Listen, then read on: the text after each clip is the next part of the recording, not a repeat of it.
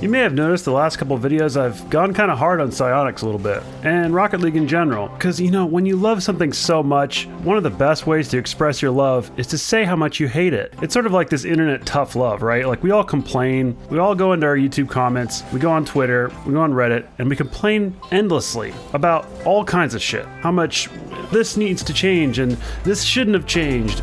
But despite all that complaining, at the end of the day, we get back on Rocket League and we continue to waste our lives on a video game. So, Psyonix, if you can't take us at our worst, you don't deserve us at our best, right? But it's time to be at our best, because in this video, I'm going to talk about 5 things that make me really optimistic about Rocket League's future. So there's actually quite a bit going on behind the scenes in the Rocket League community that I feel like needs a little bit more attention, because to me, it's very promising. And there really is quite a bit, but I've narrowed it down to 5 things that I think could have the most impact on the game going forward. So the first thing is actually something I talked about in my last video, although because the whole video was basically a joke, it was hard to tell if that was actually real, but it was. And that's Rocket League is going free to play in China, or rather it's just coming to China. And then it happens to be free to play because that's just how you release games there, apparently. Now, I would love if Rocket League went free to play here, and that would obviously have a massive effect on the player base, but the reality is Rocket League is still selling pretty well. And so from Psyonix's perspective, they're not really wanting to let go of those potential sales. And it might make sense to us, like, just make it free. And I know it's easy for us to be sort of armchair developers or armchair businessmen and kind of sit back and be like, why don't you make this business move? But it's a little bit different when you're running the company and a decision you make could make or break all your employees' careers and lives, essentially. So I don't want to go too much into that, although that would be nice, obviously, because we'd have a huge influx of players and popularity. This will still happen in China, although unfortunately for me, in China, YouTube is blocked. So I'm going to miss out on all these brand new Chinese players that aren't going to know why they suck at Rocket League. In fact, there's probably going to be some Chinese knockoff of me. Maybe some of the like smart Chinese kids will get around the filter and like watch our videos anyway. I don't know.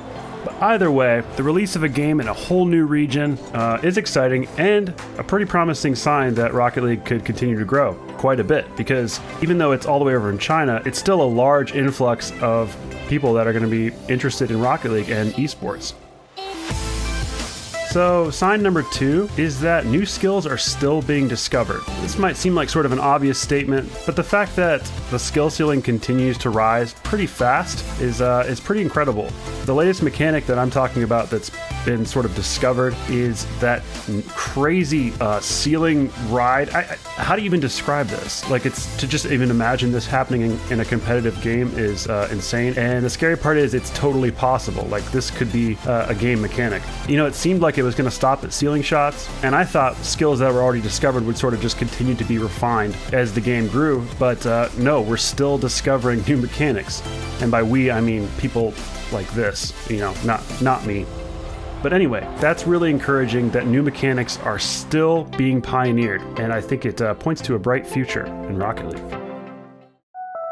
Number 3, again, has to do with competitive, and that's we just came off probably the best RLCS ever. Specifically, the final series, really incredible. Obviously, the 2 best teams, NRG and Dignitas, just duking it out. The series going to 7 games, coming down to the wire. That last game, a miraculous goal to tie it up to go into overtime. Just really, really entertaining stuff, and I think that has the potential to draw in even casual Rocket League players to watch that. Not only that, of course, the prize pool this season has been increased to $1 million, which is a massive jump. And not only that, they wouldn't want to raise it to an amount that's unsustainable, because it would look really bad to reduce the prize pool. So it probably means they're confident that they can continue to match that going forward, which will definitely attract bigger and bigger orgs and draw more attention in general, which is great for the scene. Number 4 has to do with this idea of bringing in more casual players.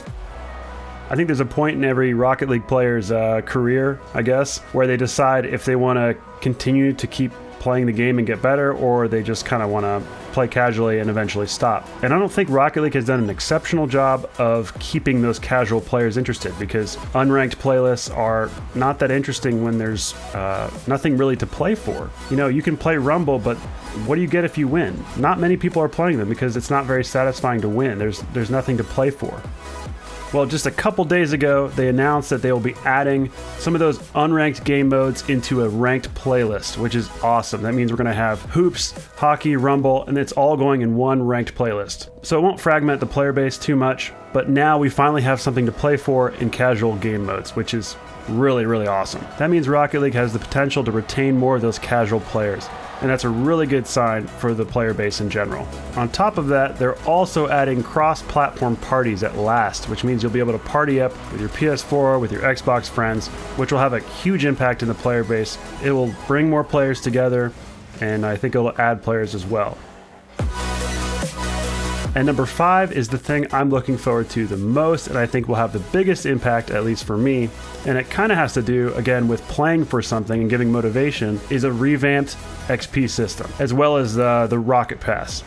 At the beginning, when you started playing Rocket League, your level went up pretty fast, but then, you know, my level's gone up probably like 2 or 3 numbers in the last like year, or maybe more than that, but it doesn't go up very fast, and it doesn't feel like I'm really progressing as far as my personal game title. On top of that, more committed players, once you get Rocketeer, there's nothing else. All there is your rank and competitive playlist. So a revamped XP system is going to give so much incentive to players of all levels to play the game, period, like in any playlist, because you're always going to be adding to your personal accolades, so to speak. So I'm super excited for that as someone who has finally reached Rocketeer and has nothing more to play for other than competitive rank. And of course, progress in that, as we all know, can be slow and discouraging at times. So those are 5 really promising signs that Rocket League could be, in for some major growth, or at least maintain. It gives me confidence that the game isn't going anywhere, at the least, if it doesn't keep growing more and more. So let me know if there's anything else that you're really excited for about Rocket League, or which of those 5 things you're most excited about, or if I missed anything. Don't forget to like the video and subscribe if you enjoyed this content, and have a great rest of your day, everybody.